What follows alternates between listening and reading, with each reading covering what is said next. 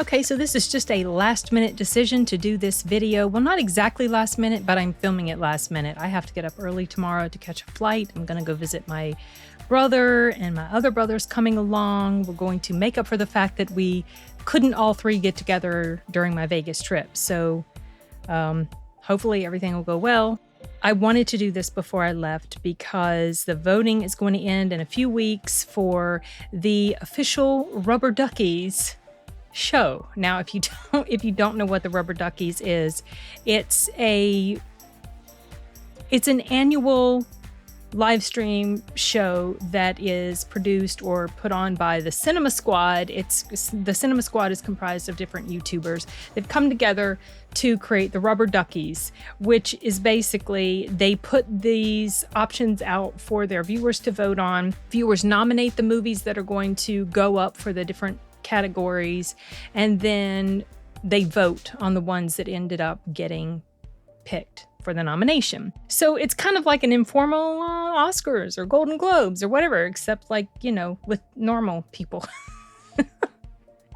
So I've already submitted my votes, but I was inspired by Lisa Loves, who did a video talking about the different things that she voted for. And from what I understand, the Cinema Squad did request that people make videos about what they have voted on. Now, I watched the Rubber Duckies show last year. It was a lot of fun. It was a few hours long, but it was fun to watch them talk about movies and the different movies that came up for nomination and the ones that won. It was just cool. It was cool. The main reason I watched was because the Movie Man had a little guest spot on there. And so through that was how I got to know or became aware of the Cinema Squad and some of the different members of the Cinema Squad. So it's been really cool to get to know them a little bit over this past year. It's hard to believe it's been a year already. My gosh.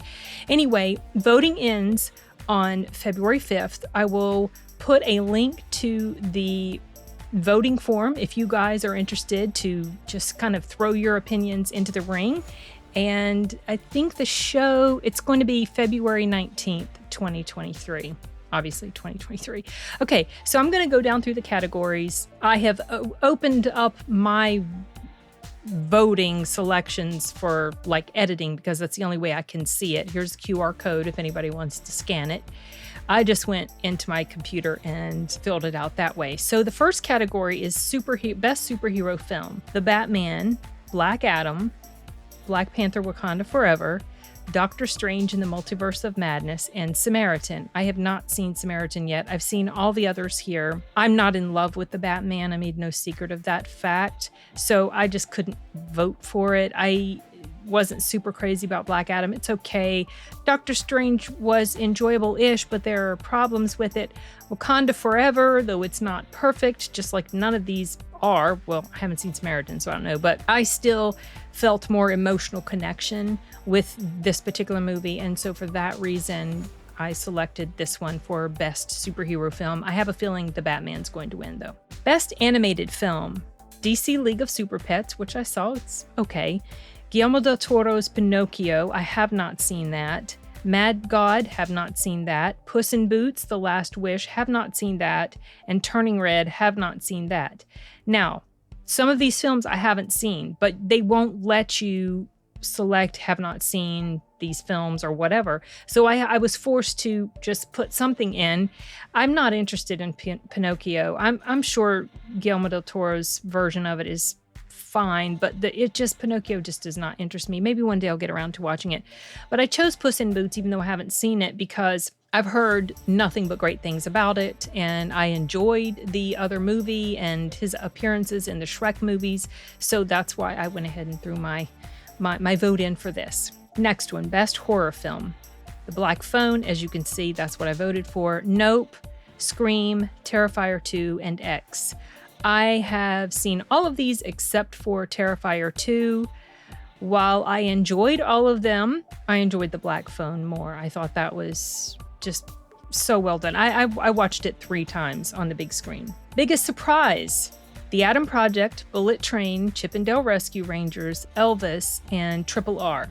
I have not seen Triple R. I started watching it, and honestly, you guys, I've heard nothing but good things about it, but I had so much trouble getting past just the first few minutes because it came across as a bit over the top and hokey and ridiculous, and the acting in the beginning with like the white lady and her husband, and it was just such a caricature of idiocy, and it didn't ring true. It just came across as kind of forced and ridiculous, and so I was just like, I don't know. Elvis, not really much interest in seeing Elvis. I don't really care too much about Elvis. Chippendale, haven't seen that. I enjoyed The Adam Project. I thought that was a pretty good, solid film up to the end. Bullet Train, for me, was... I can't honestly say it was the biggest surprise because I had a feeling I would enjoy it. It made my list of top 10 most anticipated. So out of all of the options, this one was the one I liked the most. So that's why I picked it. Best sex scene. Okay. So out of all of these, I've only seen one. I haven't seen Babylon, Hollywood Party Orgy, Don't Worry Darling, Eating Out Dinner, Interview with the Vampire, Floating Vampire Sex. Did they make a new Interview with the Vampire movie, or is this the TV show they're talking about? That just occurred to me. Okay, well, whatever. Pearl, I haven't seen that. X, Jenna Ortega's porn debut. I saw that. I'm not super crazy about sex scenes in movies, to be honest. They make me very uncomfortable because, as I mentioned before, it feels like it's just such a private thing. I would rather not see this sort of stuff. Just keep it between yourselves.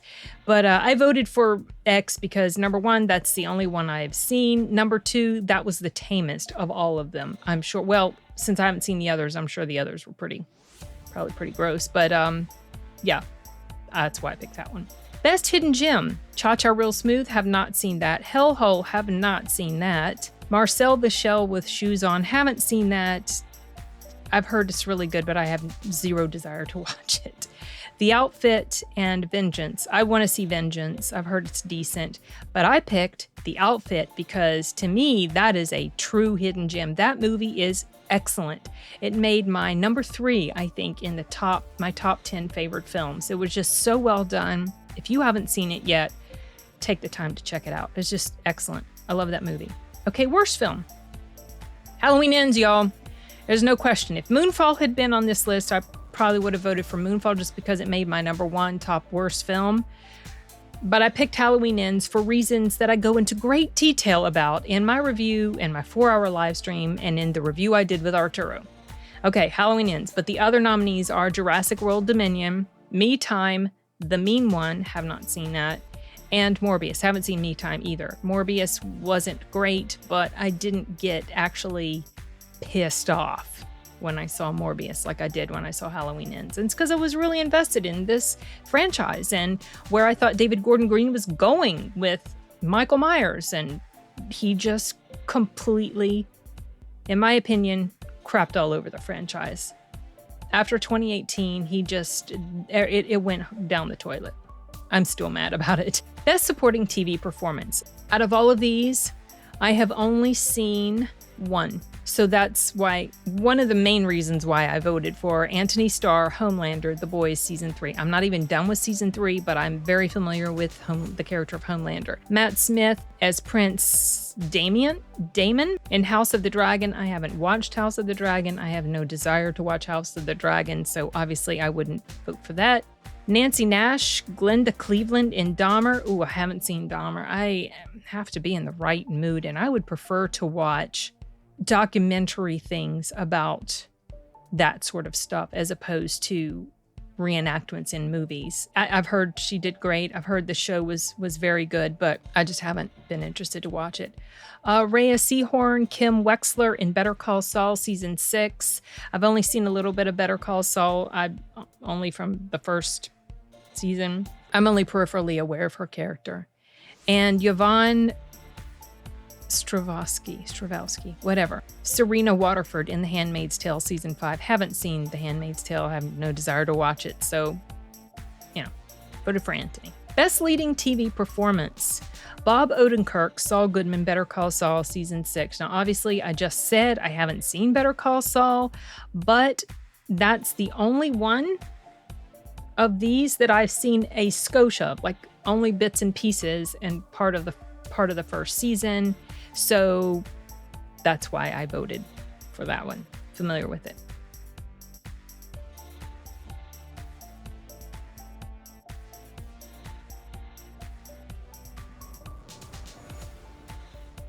Best television series. 1899, have not finished that. Better Call Saul Season 6.